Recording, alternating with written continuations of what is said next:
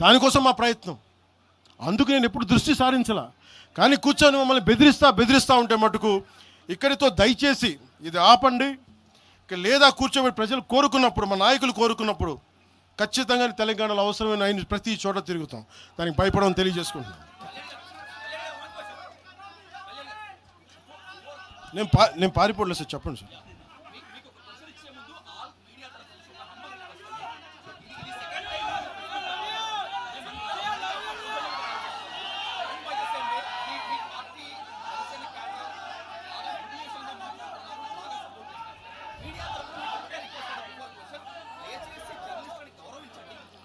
నేను ఇప్పుడే తెలియజేస్తాను.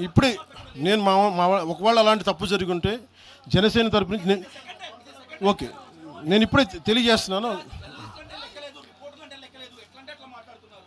జనసేన తరపు నుంచి అలాంటి తప్పు ఉంటే క్షమాపణ నేను చెప్తాను.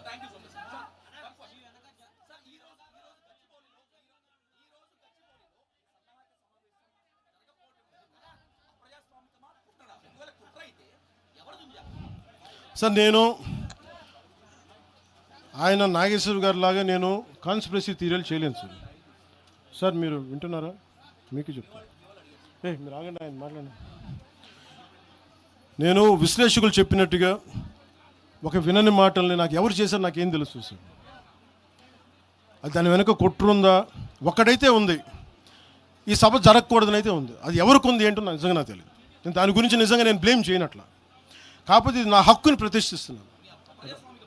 ఖచ్చితంగా అప్రజాస్వామికం కదా. 2000 మందితో ఇన్ని పార్టీలు జరుగుతాయి, ఇన్ని కార్పొరేట్ పార్టీలు జరుగుతాయి. ఒకళ్ళు కూర్చోబెట్టి ఒక 2000 మంది కూర్చో సాధకులతో ఏ నష్టం చేస్తామండి? ఏ నష్టం చేస్తాం? ఆ రోజు 30 కోట్లు ఇచ్చినప్పుడు మనకి కొండగొట్ట ఆంజనేయ స్వామికి ఆ రోజు అసలు అలా విభజించే ఆలోచన ఉంటే అవన్నీ చేస్తామా? అలా రెచ్చగొడతామా? ఆ బాధ్యత లేదా? కాంగ్రెస్ నాయక సేట్ మ్యామ్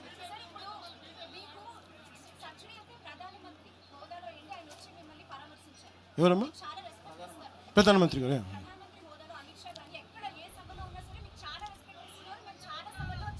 షూర్.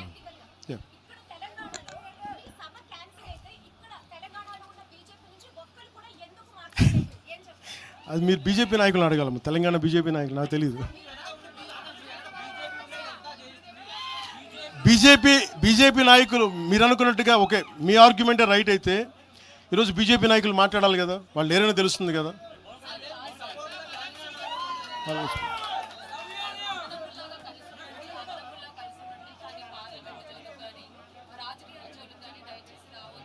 ఎవరంటారు?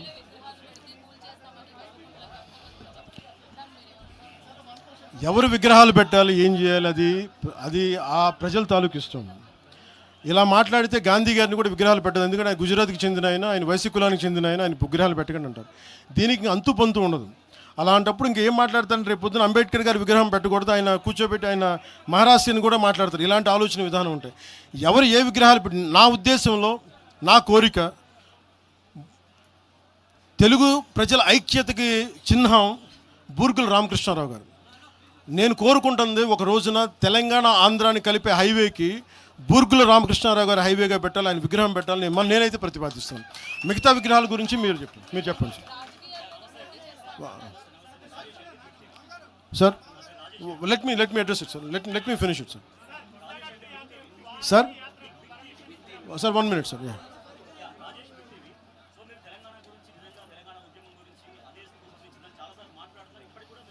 అవును సార్. చెప్పండి.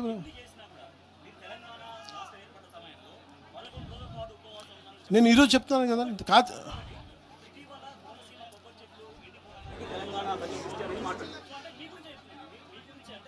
దాని సమాధానం నాకు అర్థమైంది. నేను సమాధానం చెప్పంటారా?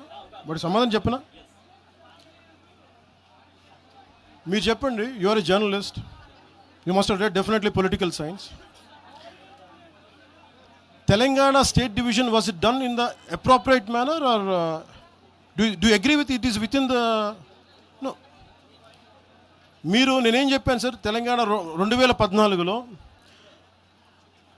వి హనుమంతరావు గారిలా కానీ జగ్గారెడ్డి గారిలా కానీ చాలామందిలా కూర్చొని మాట్లాడి ప్రేమతో విడిపోవచ్చు అని చెప్పాను, గొడవలు పడి కాదు. నేనేం చెప్పాను, పాలకులు వేరు, ప్రజలు వేరు. 2014లో నేను మాట్లాడినప్పుడు 11 రోజులు నేను తినలేదంటే తెలంగాణ వచ్చినందుకు కాదు, విభజించిన తీరు కోసం. కాకపోతే అది ఎలా అర్థం చేసుకున్నా నాకేం ఇబ్బంది లేదు. కాకపోతే ఇది నేను ఈ రోజున కూర్చోబెట్టి నేను అలా అనలేదు, నేను చెప్పను. నేను ఖచ్చితంగా కాంగ్రెస్ విభజన చేసిన విధానానికి అది నా కూర్చోబెట్టి నేను అది నా ఆవేదన. అది తెలంగాణ వచ్చినందుకు కాదు. ఏ రోజు అలాగే మీరు మొన్న మాట్లాడారు కోనసీమ గురించి. మీరు ఇలా మాట్లాడితే సపోజ్ నేను ఏ సందర్భంలో మాట్లాడాను ఇవన్నీ పక్కన పెడితే, తెలంగాణ నాయకులు అందరూ ఎంతమంది ఆంధ్రాని ఎన్ని రకాలుగా తిట్టారు. ఆంధ్ర కొడకల్లారా అని ఎన్నిసార్లు అన్నారు. అంటే మేము ఉన్నాం దాంట్లో, ఎవరున్నారండి ఆంధ్ర వాళ్ళు అంటే? ఎవరండి? మాదిగలు లేరా? మాలలు లేరా? వైశ్యులు లేరా? రెడ్డి సామాజిక వర్గం లేదా? బీసీ వర్గాలు లేరా? గౌడలు లేరా?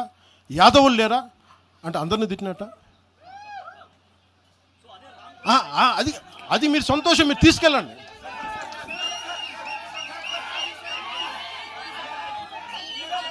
I'll give it to you.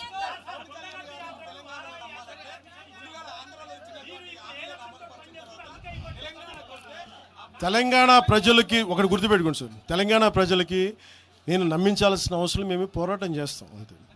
ఇక్కడ మేము ఆంధ్రాలో సీట్లు సంపాదించడానికి మేము దశాబ్దం పైగా కృషి చేస్తాం సార్.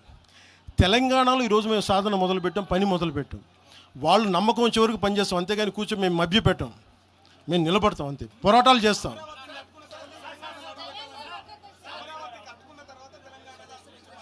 వాళ్ళు ఎవరని నేను చెప్తున్నాను, వాళ్ళు ఏం చేయాలో రాజ్యాంగబద్ధమైన